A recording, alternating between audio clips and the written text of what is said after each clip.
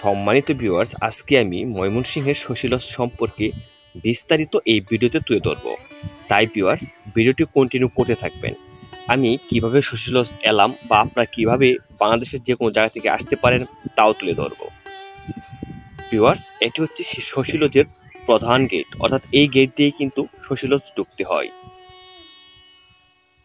এবং শশীলজ ঢোকার জন্য আমি 30 টাকা দিয়ে একটি টিকিট ক্রয় করলাম, যা সরাসরি বাংলাদেশ সরকারের ফান্ডে চলে যাবে।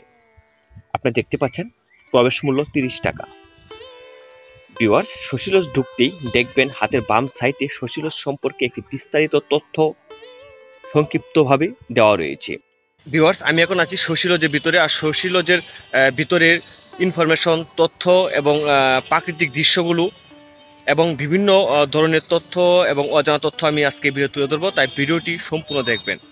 কিভাবে প্রবেশ করলাম, কত টাকা দিয়ে প্রবেশ করলাম এবং ভিতরে কিছু অজানা তথ্য রয়েছে, সেই তথ্যগুলো জানার জন্য অবশ্যই কিন্তু ভিডিওটা পুরোপুরি দেখবেন। শশীলজ সম্পর্কে যদি বিস্তারিত বলতে যাই তাহলে 2 দিনেও শেষ হবে না। আমি সংক্ষিপ্ত আকারে এই শশীলজ গড়ে ওঠার কিছু ইনফরমেশন দেব। ভিউয়ার্স, শশীলজ ময়মনসিংহ জেলায় অবস্থিত, আর 0 পয়েন্টের কাছেই কিন্তু এই শশীলজটি অবস্থিত।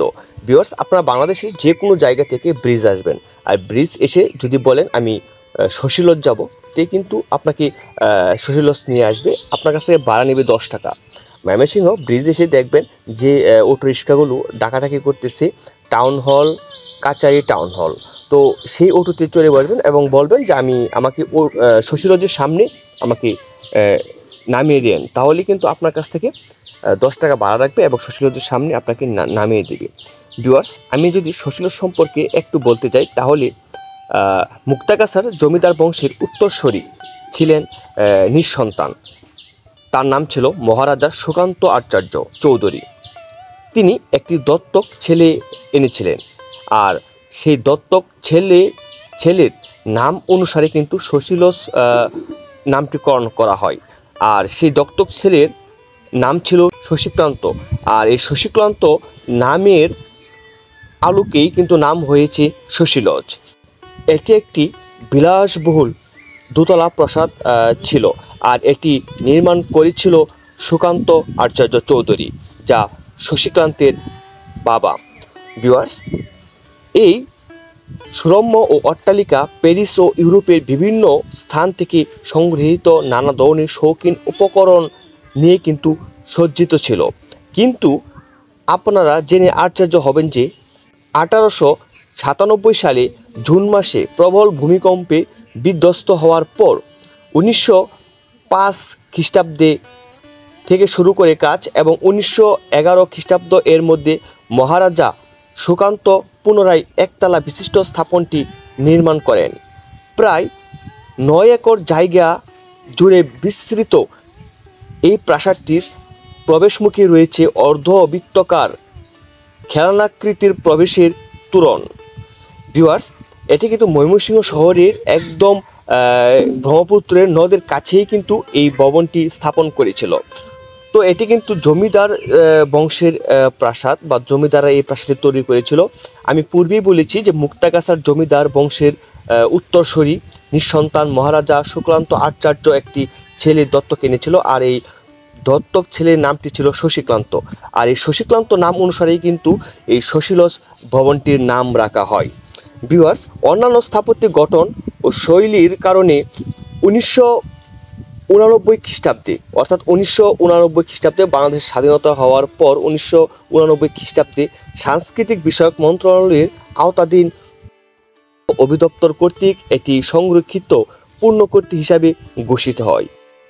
ময়মনসিংহের বিভিন্ন উপজেলা থেকে, বিভিন্ন জায়গা থেকে তথা বাংলাদেশের বিভিন্ন জায়গা থেকে বিভিন্ন ধরনের দর্শনার্থী আসে এই শশীলজে।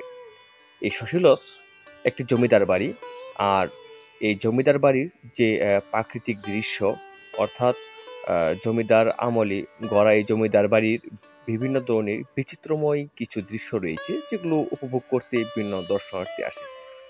ভিউয়ার্স, আপনারা যে দৃশ্যটি দেখতে পাচ্ছেন, এটি অনেকেই বলে যে এই জায়গা দিয়ে নাকি একটি গোপন রাস্তা ছিল, যা ময়মনসিংহ থেকে মুক্তাগাছা নিয়ে যাওয়া হতো এই গোপন সুড়ঙ্গ দিয়ে। কিন্তু আসলেও তথ্যটি কতটুকু যুক্তিসঙ্গত বা সঠিক তা আমার জানা নেই, কারণ আমি এইরকম সুড়ঙ্গ এখানে দেখতে পাইনি, বা থাকতেও পারে হয়তোবা বরট করে ফেলেছে নিরাপত্তার জন্য। আর বিশাল বড় এই পুকুরটি দেখতে পাচ্ছেন, এই পুকুরটি আসলেও এখন ধীরে ধীরে ভরে যাচ্ছে। ভিউয়ার্স, এটি হচ্ছে শশী লজের ভিতরের প্রান্ত, অর্থাৎ ভিতরের যে দৃশ্য রয়েছে, এটা হচ্ছে শশী লজের ভিতরের দৃশ্য, অর্থাৎ শশী লজের যে ভিতরের যে ডিজাইনগুলো রয়েছে, ভিতরের সিস্টেম কিন্তু এরকম। তো ভিউয়ার্স, আসলে বিভিন্ন দর্শনার্থী এখানে সারাদিন ঘোরাফেরা করে। আর শশী লজের প্রাকৃতিক দৃশ্য বা শশী লজের যে সৌন্দর্য খুবই মনোমুগ্ধকর, এবং আসলেও যারা সময় কাটাতে যাচ্ছেন, নিরিবিলি পরিবেশ খুঁজতেছেন, তারা কিন্তু শশী লজে আসতে পারেন। এখন আপনারা যে গম্বুজটি দেখতে পাচ্ছেন, অর্থাৎ শশী লজের এক কোণে, এটা কিন্তু একটা কর্নার শশী লজের। আর এই কণাগুলো খুবই সজ্জিত এবং খুবই ডিজাইন করে গড়ে তোলা হয়েছে। এবং শশী লজের যে এটা কিন্তু এক কর্নারের একটা প্রবেশদ্বার। তো আসলে কর্নারের ডিজাইনগুলো অত্যন্ত চমৎকার, খুব আসলেও প্রাচীনকালের যে ইঞ্জিনিয়ার ছিল তাদের দ্বারাই তো এগুলো তৈরি হয়। আসলে খুবই সুন্দর ডিজাইন করে শশী লজটা তৈরি করা, আসলে জমিদার বাড়ি বলে কথা। তো এর ভবনের সামনে কিন্তু আসলেও প্রচুর পরিমাণে জায়গা রয়েছে এবং ফুলের বাগান, এবং পিছনের সাইডেও কিন্তু ফুলের বাগান রয়েছে, খুব সুন্দর জায়গা। এবং পিছনের সাইডে আপনাদেরকে দেখেছি যে একটি পুকুর রয়েছে, বড় পুকুর, এবং পুকুরের পাড়ে কিন্তু বড় একটি ঘাট রয়েছে, আপনারা জানেন। ভিউয়ার্স, এখন আমি আছি শশী লজের একদম ভিতরে। আর ভিতরে এক কক্ষে জাদুঘর, যেখানে জমিদার আমলে যারা ব্যবহৃত জিনিসপত্র এবং ব্যবহৃত কিছু জিনিসপত্র এখানে জাদুঘরে সংরক্ষিত হিসাবে রেখে দেওয়া হয়েছে। তবে একটা কথা বলে নেই, ভিতরে কিন্তু আসলে ভিডিও করা সম্পূর্ণ নিষেধ। আমি ভিডিওটা গোপনীয় করেছি, সবার আড়াল থেকে কিন্তু ভিডিওটা করেছি। যারা এখানে পাহারাদার থাকে বা যারা দায়িত্বে রয়েছে, তারা কিন্তু কখনোই ভিডিও করতে দেয় না ভিতরে। তো আপনাদের সুবিধার্থে, আপনাদের দেখানোর সুবিধার্থে কিছু ভিডিও করেছি। এগুলো হচ্ছে আসলেও আপনারা যে দেখতে পাচ্ছেন, এগুলো কিন্তু বিভিন্ন মূর্তি, তৎকালীন যে মূর্তি ব্যবহার করতো মূর্তি। আর এই যে আপনি এটা যে দেখতে পাচ্ছেন, এটা হচ্ছে একটা বাড়ির ডিজাইন, অর্থাৎ চীনের এরকম বাড়ি হয় এখন দেখা যায়। আপনারা দেখতে পাচ্ছেন এটা কিন্তু একটা বাড়ির ডিজাইন, আর বাড়িটা হচ্ছে পাহাড়ের চূড়ায় কীভাবে বাড়ি করা হয় এই বাড়ির ডিজাইন। আর এগুলো হচ্ছে বিনোদনের মূর্তি। ভিউয়ার্স, আইটি কক্ষ দেখা যায় এরকম টেবিল এবং সোফা ফালানো, এগুলো মূলত এটা মনে হয় যে ডাইনিং টেবিল হতে পারে, বা এটা এখানে খাওয়া দাওয়া করতো জমিদাররা, এরকম মনে হয়। ভিউয়ার্স, এই যে ফুলের বাগান, সামনে অনেক সুন্দর ভাই রঙের ফুলের বাগান দিয়ে সজ্জিত এই শশী লজ। ভিউয়ার্স, আজকের মতো এখানেই বিদায় নিচ্ছি। এতক্ষণ সাথে থাকার জন্য আপনাদেরকে জানাই অসংখ্য ধন্যবাদ। ভালো থাকবেন, সুস্থ থাকবেন, দেখা করবেন অন্য ভিডিওতে, অন্য কোনো বিষয় নিয়ে, অন্য কোনো আলোচনায়। খুদা হাফেজ।